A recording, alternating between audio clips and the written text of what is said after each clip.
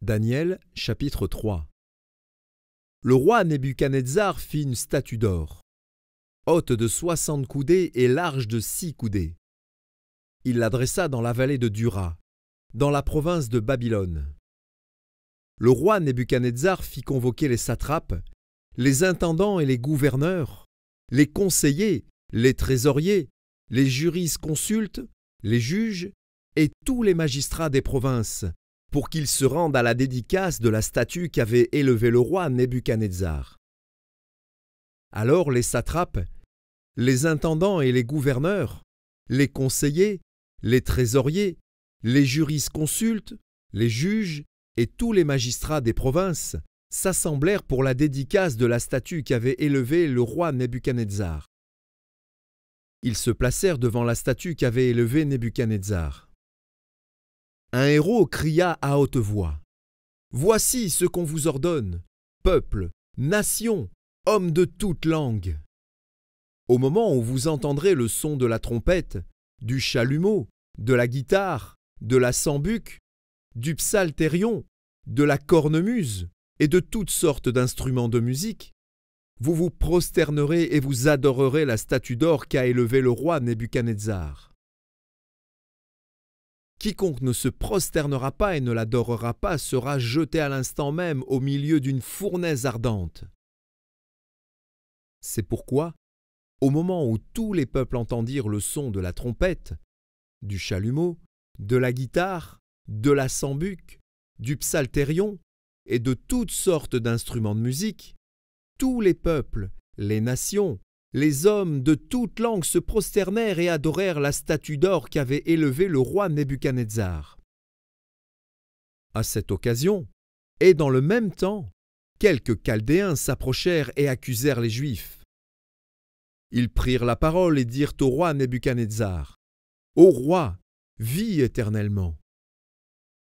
Tu as donné un ordre d'après lequel tous ceux qui entendraient le son de la trompette, du chalumeau, de la guitare, de la sambuc, du psalterion, de la cornemuse et de toutes sortes d'instruments, devraient se prosterner et adorer la statue d'or, et d'après lequel quiconque ne se prosternerait pas et ne l'adorerait pas serait jeté au milieu d'une fournaise ardente. Or, il y a des Juifs à qui tu as remis l'intendance de la province de Babylone. Shadrach, Meshach et Abed-Négo, hommes qui ne tiennent aucun compte de toi, ô roi. Ils ne servent pas tes dieux, et ils n'adorent point la statue d'or que tu as élevée. » Alors Nebuchadnezzar, irrité et furieux, donna l'ordre qu'on amène Shadrach, Meshach et Abed-Négo. Et ces hommes furent amenés devant le roi. Nebuchadnezzar prit la parole et leur dit : « Est-ce de propos délibérés, Shadrach, Meshach et Abed-Négo, que vous ne servez pas mes dieux et que vous n'adorez pas la statue d'or que j'ai élevée? Maintenant tenez-vous prêts, et au moment où vous entendrez le son de la trompette, du chalumeau, de la guitare, de la sambuc, du psalterion, de la cornemuse et de toutes sortes d'instruments, vous vous prosternerez et vous adorerez la statue que j'ai faite. Si vous ne l'adorez pas, vous serez jeté à l'instant même au milieu d'une fournaise ardente. Et quel est le Dieu qui vous délivrera de ma main ? » Shadrach, Meshach et Abed-Négo répliquèrent au roi Nebuchadnezzar : « Nous n'avons pas besoin de te répondre là-dessus. Voici, notre Dieu que nous servons peut nous délivrer de la fournaise ardente, et il nous délivrera de ta main, ô roi. Sinon, sache, ô roi, que nous ne servirons pas tes dieux, et que nous n'adorerons pas la statue d'or que tu as élevée. »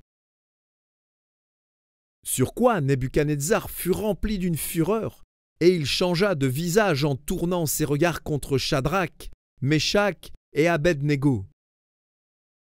Il reprit la parole et ordonna de chauffer la fournaise 7 fois plus qu'il ne convenait de la chauffer. Puis il commanda à quelques-uns des plus vigoureux soldats de son armée de lier Shadrach, Meshach et Abed-Négo et de les jeter dans la fournaise ardente. Ces hommes furent liés vêtus de leurs caleçons, de leurs tuniques, de leurs manteaux et de leurs autres vêtements, et jetés au milieu de la fournaise ardente. Comme l'ordre du roi était sévère et que la fournaise était extraordinairement chauffée, la flamme tua les hommes qui y avaient jeté Shadrach, Meshach et Abed-Négo. Et ces 3 hommes, Shadrach, Meshach et Abed-Négo, tombèrent liés au milieu de la fournaise ardente. Alors le roi Nebuchadnezzar fut effrayé et se leva précipitamment. Il prit la parole et dit à ses conseillers, « N'avons-nous pas jeté au milieu du feu 3 hommes liés ?» Ils répondirent au roi, « Certainement, ô roi. » Il reprit et dit, « Eh bien, je vois 4 hommes sans lien qui marchent au milieu du feu et qui n'ont point de mal, et la figure du 4e ressemble à celle d'un fils des dieux. » Ensuite Nebuchadnezzar s'approcha de l'entrée de la fournaise ardente, et prenant la parole, il dit, « Shadrach, Meshach et Abed-Négo, serviteurs du Dieu suprême, sortez et venez. » Et Shadrach, Meshach et Abed-Négo sortirent du milieu du feu. Les satrapes, les intendants, les gouverneurs et les conseillers du roi s'assemblèrent. Ils virent que le feu n'avait eu aucun pouvoir sur le corps de ces hommes, que leurs cheveux n'avaient pas été brûlés, que leurs caleçons n'étaient point endommagés et que l'odeur du feu ne les avait pas atteints. Nebuchadnezzar prit la parole et dit, « Béni soit le Dieu de Shadrach, de Meshach et d'Abed-Négo, lequel a envoyé son ange et délivré ses serviteurs qui ont eu confiance en lui, et qui ont violé l'ordre du roi et livré leur corps plutôt que de servir et d'adorer aucun autre Dieu que leur Dieu. Voici maintenant l'ordre que je donne.